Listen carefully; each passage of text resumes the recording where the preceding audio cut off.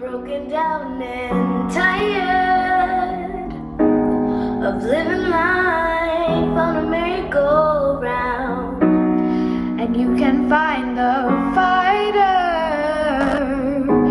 but I see it in you, so we go walk it out. And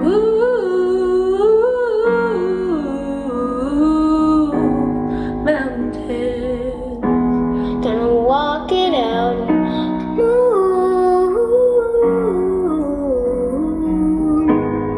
Mountains, and I'll rise up, I'll rise like the day, I'll rise up, I'll rise unafraid, I'll rise up, and I'll do it 1,000 times again.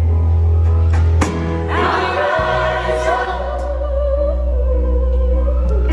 I'll rise up, I'll rise up for you.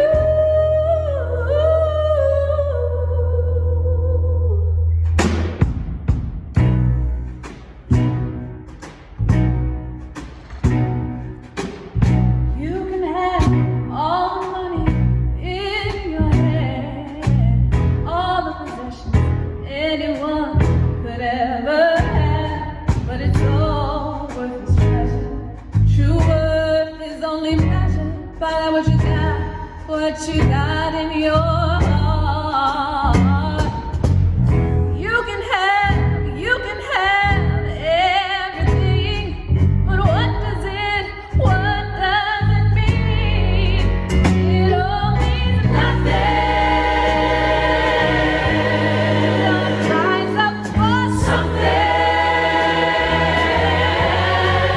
You just can't talk the talk. You gotta live the talk. Yes, you do. It all means nothing.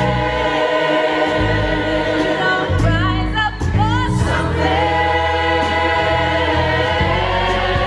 Rise up for you, self-respect, dignity. If it's all that you've got, then it's all that you need. And without that, you don't have a thing.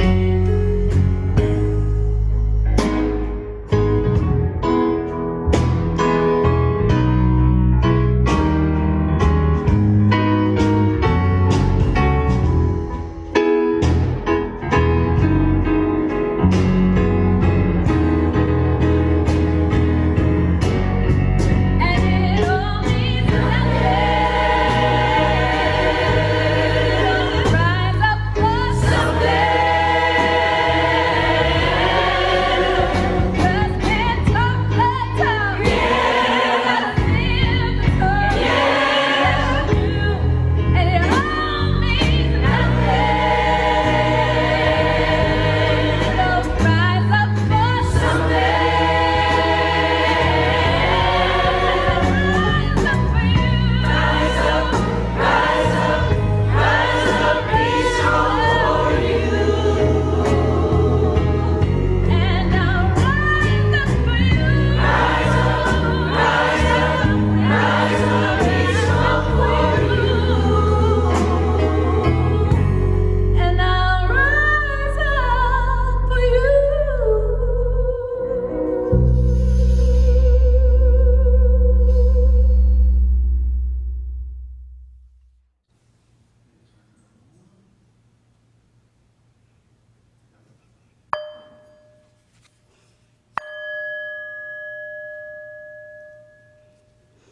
Good morning. Welcome to our Sunday morning worship service, coming to you from the Unitarian Universalist Congregation of York. I am Mary Barnes, and I will be helping to lead our service this morning. I am a longtime Unitarian Universalist and have been a proud member of this community for going on 6 years. Although we had planned an in-person service today, circumstances have dictated that we resume virtual services only.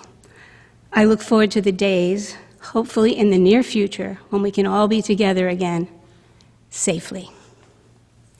Our mission here at UUCY is to be a transformational faith community that serves the religious and spiritual needs of a wide and diverse community of people. Our community earns recognition as being a leader in the work of social justice and guides our children to become more engaged global citizens. If you are visiting us today, please feel free to write your name in the chat box and anything else you'd like to share about yourself with the congregation. Everyone joining us virtually is also invited to type in the chat box any matters of the heart that you would like to have shared with the community today. Shawn will read them later in our service. As is customary, whenever Unitarian Universalists gather together, we begin by lighting a candle in our chalice. Our candle flame represents the flaming chalice that is the symbol of the living tradition of our faith. We also invite everyone at home to light a candle as we share our chalice lighting words together. Today, the chalice lighting words is entitled, "A Prayer for the Tired, Angry Ones," and it was written by Laura Jean Truman. God, we are so tired. We want to do justice, but the work feels endless, and the results look so small in our exhausted hands.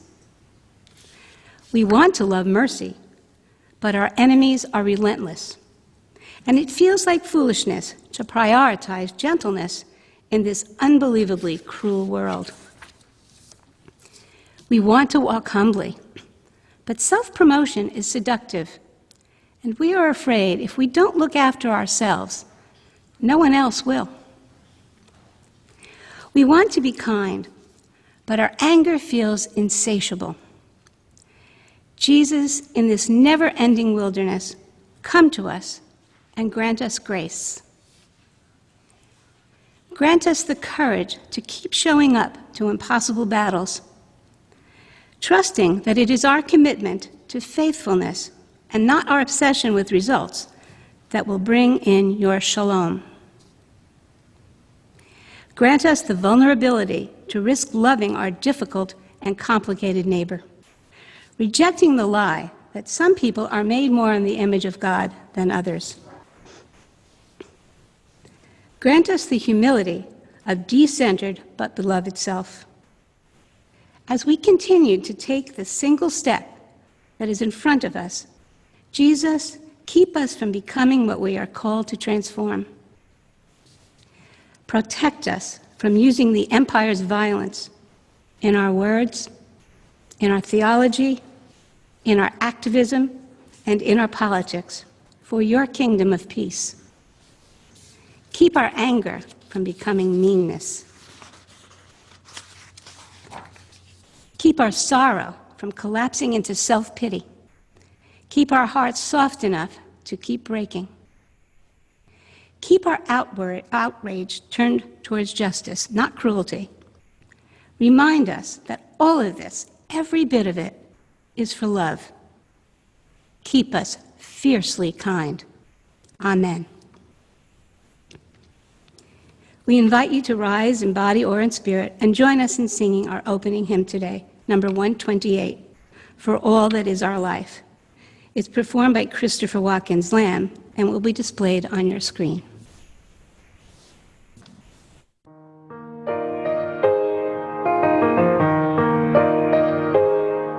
For all that is our life, we sing our thanks and praise. For all life is a gift which we are called to use to build the common good and make our own days light.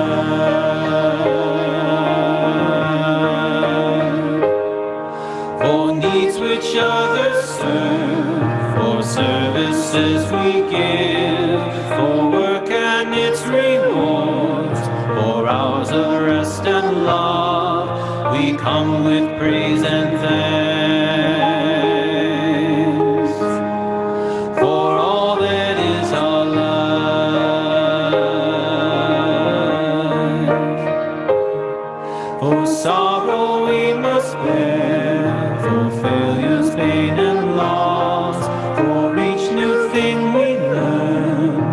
fearful hours that pass, we come with praise and thanks for all that is our life.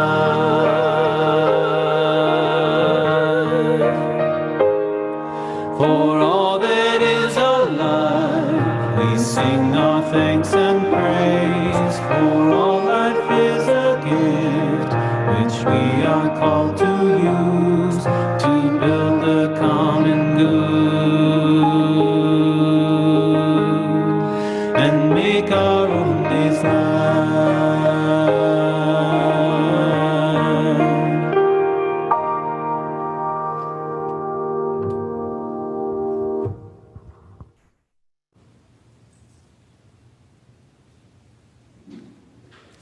Good morning. Our opening reading today is by UU Minister Teresa Soto, called Prevail, an Entomology, and this is from her book of poetry called Spilling Light. Isn't it weird, though? Prevail? How could we win before we encounter the challenge? Before what? Not like preheat an oven or pre-measure an ingredient. It turns out that pre doesn't mean before in the way that we're all used to. It comes from a Middle English pra, which means toward greater strength. That and a quarter will get you a gumball, let me reassure you. No one knows everything, even though some people wisecrack like they do. You could not know before right now what this moment would call for.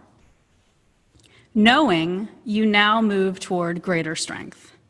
Knowing, this very moment, you teach yourself and your communities what and how we shall be able not simply to survive the day, but able to take the future back in your own hard-working hands, our communal resistance and possession.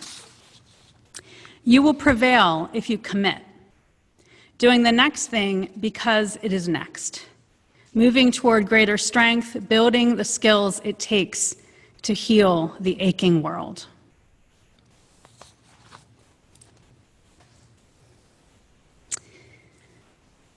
So this is the time in our service when we invite all ages, even the kids who might not be in the room with you, to gather around. And I'm going to tell a quick little story related to what it means to move toward greater strength and to prevail. And this story involves me personally and my kids. So years ago, when the girls were little, and I'm sure many of you know about this program, the York County Library System has a parks program where you can go around to all types of different parks in York County and search for etchings. And this is such a great program because it gets you out to places that you have never been before. And we loved doing the etchings program. And so one day, we went to a very remote trail. It was way out of my comfort zone in places that are near here in the city. And we had to drive down a long dirt driveway and park in a teeny tiny parking lot that had about room for 3 to 4 cars. No one else was around, it was just us. And it was one of those very scorchingly hot July or August days, and we set out on our trail. We walked and we walked, up hills, down hills, around bends, and this walk, which I'm pretty sure they said in the book was moderate, did not feel so moderate after time. And soon, the girls started to complain. When are we going to get there? Did we miss it? Are we sure that we're going to actually find it? And this walk got so long and so hard that I started to question whether we should turn around and just give up or keep going. I'm kind of persistent, if you know me, so we kept going. And we walked until finally we got to a clearing. And it was this nice, big, grassy field. And according to the directions in the book, this was close to where the etching was. And sure enough, if you looked out across the field, you would see the etching post. We had gotten to the point where we could find the etching. Through the path of this grassy field was a tiny dirt path, about a foot long, or wide. And right there on the path, laying in the sun, was the biggest black snake we had ever seen in our lives. So we freaked out. We completely panicked, because that's what I would do in this situation. And so we retreated back into the woods to collect ourselves. And we had a little discussion. I'm pretty sure the girls were probably 8 or 9 years old. They're 15 now. And we decided we're going to just wait and see what happens. So I go back out to the field to see what's happening with the snake. Well, now the snake has slithered off into the grass, and we do not know where. So now I am now wondering what we really should do. Should we go back? We have worked so hard to get to this point. Should we quit? Should we just give up? Or should we figure out another way? And being the really good mom that I am, and the great leader that I am, I decided that my kids are really fast at running and they should just go and book through the field and get that etching and come back, and I would wait proudly on the side, which is exactly what we did. So they actually ran fast, got the etching, and ran back through that field. And it is a testament to what courage is. They were brave, I was not. They were courageous, and I was not. But they got it, they prevailed. They moved toward greater strength together, because together they knew that if they ran fast enough, no snake could get them. And they got the etching, and we made the long trek back. And the only message here is prevail in this life right now especially is just keep going. Keep doing the hard things, and don't give up. Thank you.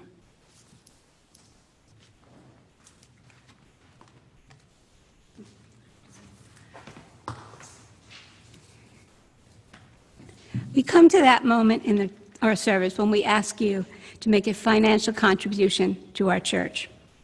Your generosity helps defray the costs of UUC's operating expenses, and also helps organizations in our community that are engaged in work that are in keeping with our Unitarian Universalist principles and values.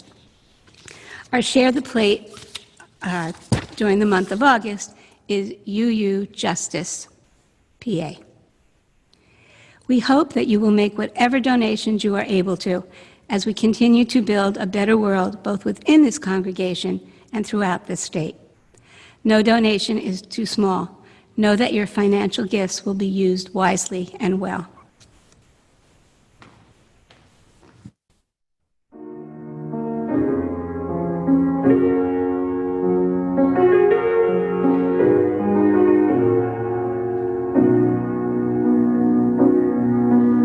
Don't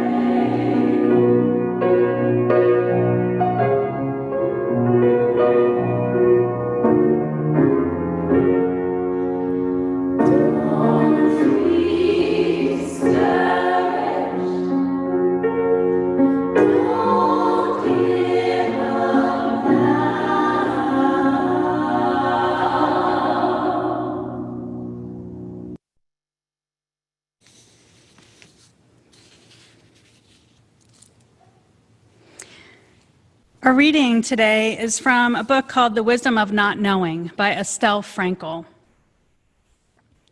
Courage is the quality that enables us to overcome our fear as we venture into the unknown. It is a capacity we develop over the course of our lives by continually confronting rather than avoiding the challenges that life presents.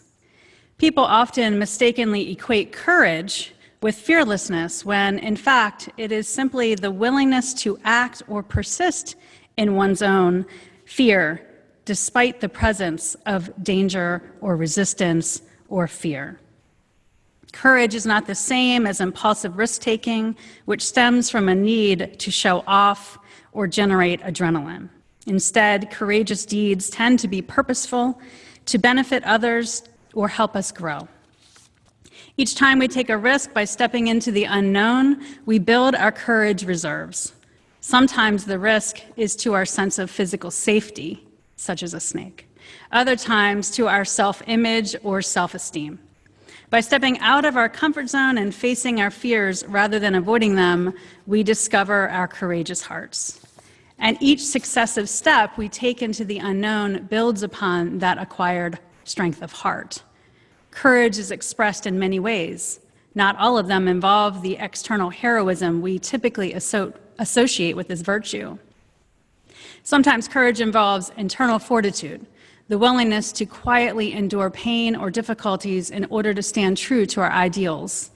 At times, our courage is expressed as the simple willingness to act or move forward even when the outcome is uncertain. Courage involves taking responsibility for our lives and the choices we make. With courage, we create and shape our own destiny, rather than allow others or fate to determine it.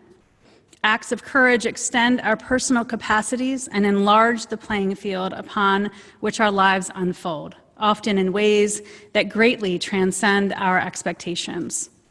Courage is a muscle we build through all our small daily risks we take when we speak our truth, take an unpopular moral position, stand up to injustice, or face difficult emotions.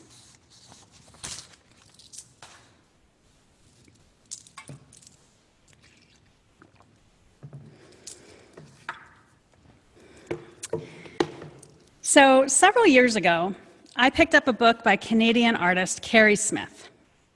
Smith is most famous for her book, Wreck This Journal, an art journal that includes assignments such as tear a page out, create a stain log, paint with your tongue after eating colorful candy, and taking the journal into the shower with you. There's also pages to spit on, stomp on, and throw your gum on. This may not surprise you very much, but I just couldn't get into this Wreck This Journal process. But I was attracted to one of her other books, How to Be an Explorer of the World, a title that speaks to my inner seeker and curious soul. In the first few pages of How to Be an Explorer, Smith suggests you start collecting things. One of the assignments is to collect things on your way to work or school, and at least 30 of them. The idea of this collection was about opening up to the mystery of what you see in the world. Rather than go to a store and buy things to collect, you were to search the natural world around you. There was a small problem for me, though. In my walks to and from my job in downtown York, I saw very little to collect but city streets, cigarette butts, and people. I grew frustrated because what I was looking for was unknown, and I couldn't find it anywhere. But I kept my eyes open, searching every street and alley I walked. I stayed fully awake and took exploring the world around me seriously. That's when a dull, rusted metal washer turned up in my path along one of the alleys downtown. I picked it up, held it in my hand, and smiled and thought, this could do.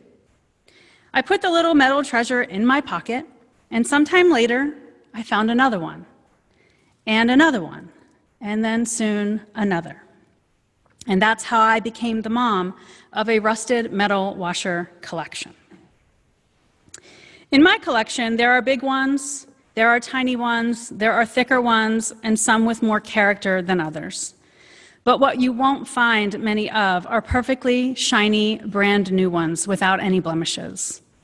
I intentionally collect only the metal washers that are worn and rusted, the ones that have been through things, the ones that have done the hard work of being run over, washed up in storms, and stomped on by dozens of feet, the ones that have been lost for a long time. In other words, I choose the most resilient ones. In this moment, in our time, in our lives, we are all moving toward greater strength, as Teresa Soto's poem encourages. Our collective strength and courage is needed to heal this aching world. Our collective strength and courage is needed to help heal each other's aches. We have seen our share of hard times lately, individually, as a congregation, and certainly as a society. When I asked all of you in our Facebook group to describe in one word how you feel about the world right now, and this was before this latest wave of the pandemic, you fired back with responses like scattered, fractured, frightening, disheveled, galvanized, out of hand, and environmentally disastrous. In other words, we are living in times that require so much of us, and it feels like we can never do enough. But one thing we can do and must do is prevail. We can keep moving toward greater strength together. And as long as we all remain strong, we can be reassured that yes, the future is absolutely resilient. The year before the pandemic started, I began researching the ins and outs of how to cultivate what I call unshakable resilience. I wanted to know how to be fit in mind, body, and spirit to handle the hard things. I wanted to know if I could teach others how to calmly and confidently power through times of discomfort, chaos, and grief. In my research, I discovered there are 6 pillars to cultivating unshakable resilience.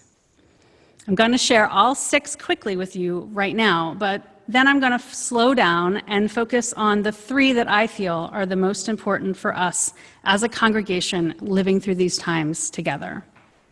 And I'm going to engage you a bit differently by asking you to answer some questions and be in discussion with each other in the chat during this conversation. So the 6 pillars of unshakable resilience are, number 1, focusing on your strengths and each other's strengths. Number 2, thrive toward positivity and hope. 3, reaching out and reaching up for support. 4, be open to new possibilities and perspectives. 5, nourish yourself in mind, body, and spirit. And 6, grow forward with a growth mindset. I firmly believe that the stronger we are as a community and individually, the more courageous we can be to stand up for others, to speak out against injustice, and to be who we need to be for each other in times of struggle. So let's dive in. Pillar number 1, all about thriving toward positivity and hope. The future is resilient when we can lean toward positivity and see goodness unfolding even in the hardest of times. When we can privately and collectively see the bright side while holding space for our hardships. Of course, that can be hard to do when everything feels chaotic and like it's not working out as planned, such as when you agree to speak in front of an audience and you end up speaking to a mostly empty room. There are many actions you can take to lean toward positivity and to boost your own positive thinking. You could start a daily joy practice. You can be sure to work in nourishing, calming practices. You can find new ways to bring in humor to your life. But I am personally drawn to the practice of what meditation teacher and psychologist Tara Brach calls spiritual hope, or awakened hope. She's even referred to it as holy hope. The heart of spiritual hope, Brach says, is to call forth the best of you, which aligns with that unshakable resilience pillar of focusing on your strengths. Brach says that the idea is to awaken and manifest your fullness of humanity. In other words, dream of a better tomorrow for yourself or others and do everything you can to make it happen. Spiritual hope, she says, is not optimism, it's not delusional, it's aspirational, based on the seeds that have already been planted in this lifetime. This kind of hope requires slowing down long enough to ask yourself and each other some hope-generating questions. So let's try it now. Wherever you are, take a few really deep breaths and find stillness. And if it's safe for you and comfortable, close your eyes, but don't do that if you're driving, because I know some of you are. Let your mind clear away any and all distractions. And consider these two questions. 1, what matters most to you? And 2, what do you want to bring more of into your life? What matters most to you, and what do you want to bring more of into your life? Take just another half minute right now to hold space for these questions and your responses.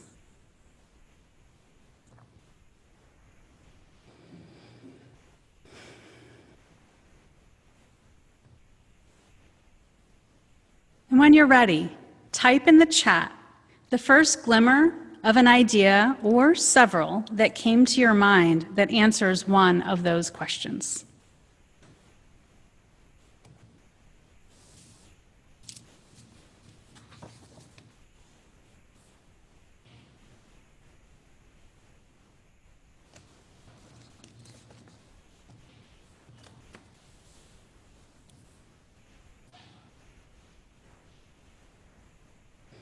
Just so you know, I am following along in the chat, so I'm going to read your answers, but I'm not going to say them out loud right now. But please take time to read each other's responses. And we will save this chat, and my virtual assistant, Dan Fink, is taking notes so that I can be fully reported on after the fact.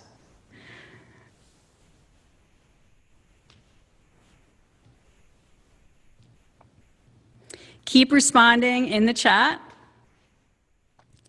Spiritual hope requires putting energy toward that which you want to manifest in your lifetime, which, by the way, aligns really nicely with that resilience pillar of growth mindset. Hope isn't hope that things will go a certain way, a certain narrow way, Brock says. Hope is hope for our potential. So may we all keep leaning toward hope.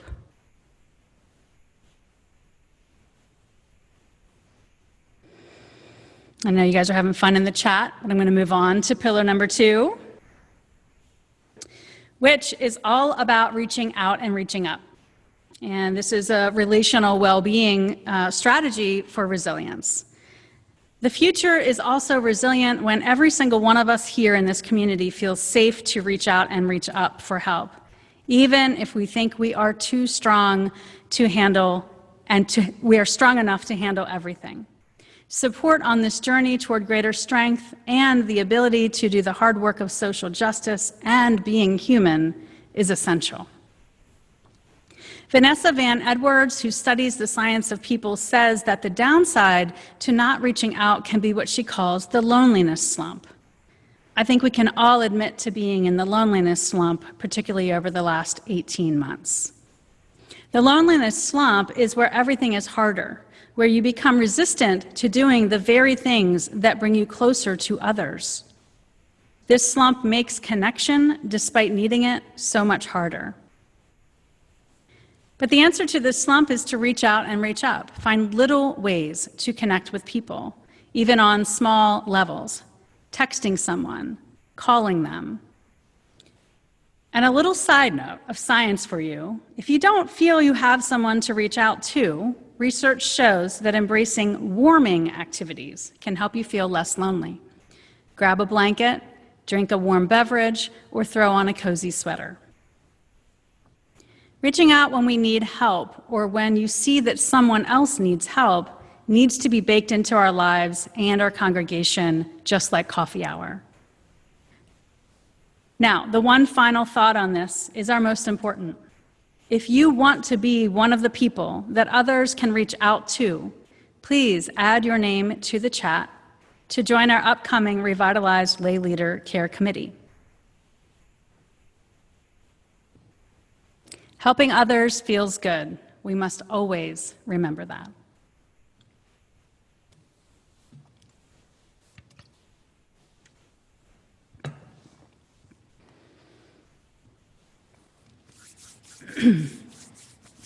Pillar 3. Finally, the future is resilient when we thrive and flourish in mind, body, and spirit well-being. Tending to your whole self requires more than a walk or a bubble bath. Focusing on your whole self through spiritual, emotional, physical, and intellectual and relational well-being is vital. The good news here is that simply by being active here at UUCY, you are actually cultivating greater resilience for yourself. Spiritual well-being is my favorite part of this pillar. We can move toward greater strength by putting time and energy into our spiritual self-care. And while I have a ton of ideas to share, I'm betting this community has a bunch more. So after I share a couple of ideas, I'll ask you to share your number one go-to spiritual practice. In his book, The Hope, Andrew Harvey talks about the importance of spiritual well-being in order to do what he calls sacred activism. Before he talks about activism, he offers a set of actions to take, all of which are to help you build your own spiritual practice. The first, he said, is to write down one thing every day for which you feel grateful to be alive. The next is to make a list of 10 things that are sacred to you. I really like to journal and write lists, so these two prompts were very effective for me to start this summer. And I could offer many, many more, but I am very curious to know what your go-to spiritual practices are. Take a few minutes now to share your practice, something that you've started doing recently or during the pandemic, or perhaps something that has stuck with you for many years. Your answers will inspire others who may feel lacking in spiritual well-being.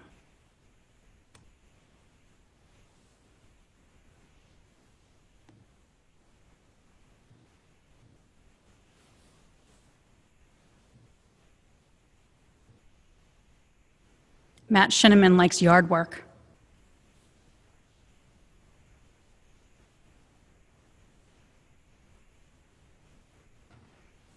I want to read them all, but I'm not going to do that because then we'll be really over in time. But we're going to save the chat so that all of us can keep up with it. Prayer 3 times a day. Impressive. There is so much work to do to help people rise up, to help heal the aches of this world, and to the people we care about. There is no time to hide away in a loneliness slump. We must all move toward greater strength right now. Now more than ever, honestly. We need to be strong on the inside, not just the outside. Listen, 67 years ago, this community of ours didn't even exist. And I can't help but be grateful for the people who got together and created something from nothing that we now know as our church home. Their vision of the future, of what was possible, was resilient. They prevailed against skepticism and doubt and let hope soar. They created an ambitious aspiration that they wanted to manifest, and they wrote UUCY's story. And 67 years from now, who will be here in our place? What will we build for them? Now we must stay strong and prevail, even against these tumultuous times of uncertainty. Resilience is about holding the whole of this messy experience called being human.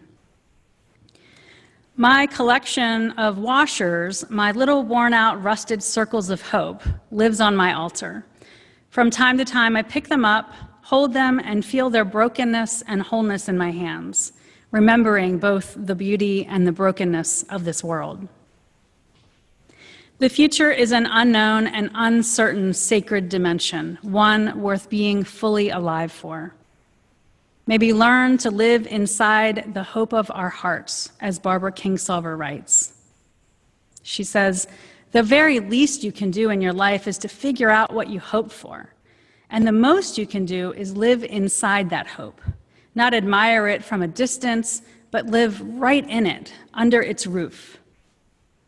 What I want, she says, is so simple I almost can't say it. Elementary kindness, enough to eat, enough to go around. The possibility that kids might one day grow up to be neither the destroyers nor the destroyed. That's about it. Right now I'm living in that hope, running down its hallway and touching the walls on both sides. My friends, keep your eyes open. Stay awake as you move with greater strength toward the unknown. Take good care of yourselves and each other. The future is resilient, as long as we all are.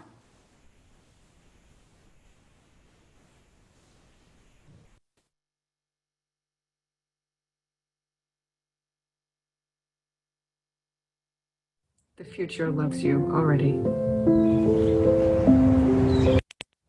The future loves you already. The future is queer. The future is poetry. The future is every shade of brown. The future is indigenous. The future is reclamation. The future is accountable. The future is joyful. The future is honest. The future is ancient. The future is unimaginable. The future is breathing its first breath and crying its first cry. The future is a midwife, a birthing body, a moment to grieve, a moment to grieve, a bowl of food, a shelter of belonging. The future strips the wallpaper and reveals the raw beauty of what never needed to be improved upon. The future is a forest grown from ash in an ocean free of trash. The future speaks truth to power until power is no longer a weapon, but a sacred tool to wield with care. The future throws its head back in laughter. The future takes up so much room. We can't help but expand in her presence. The future eats fascists for breakfast. The future isn't waiting for you to be ready. The future isn't waiting for you to be ready. The future loves you already. The future loves you already. The future loves you already. The future hunks in the driveway. Get in. Let's go.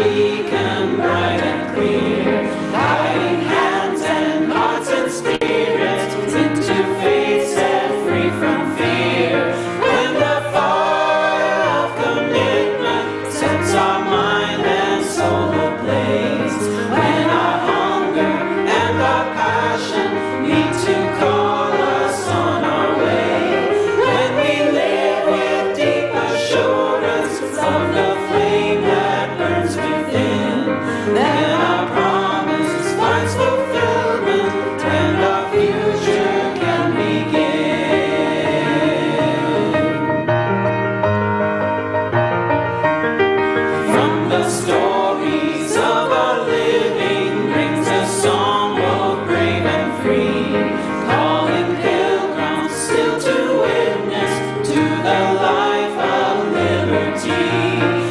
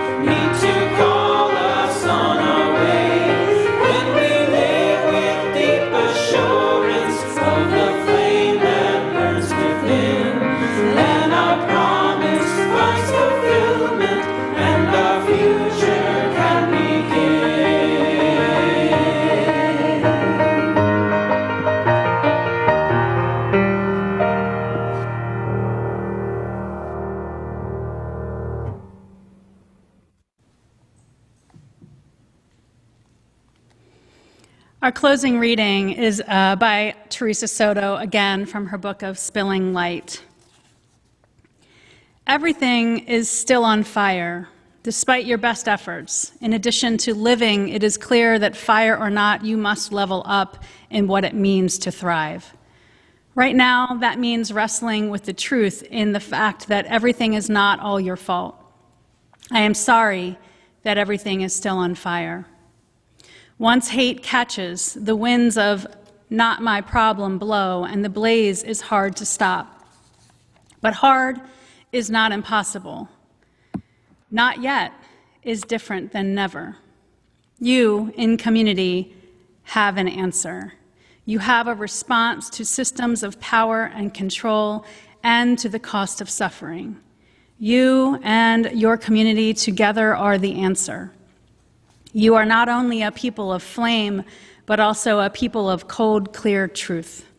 You know both where you fall short and where you flourish and where you still reach. Everything is still on fire, but all is not lost. You remain more nimble than steadfast, more unshakable than swayed by the latest rage. You are here to put out the ravenous flames and heal the world. Enough is enough. Everything is still on fire, by Teresa Soto.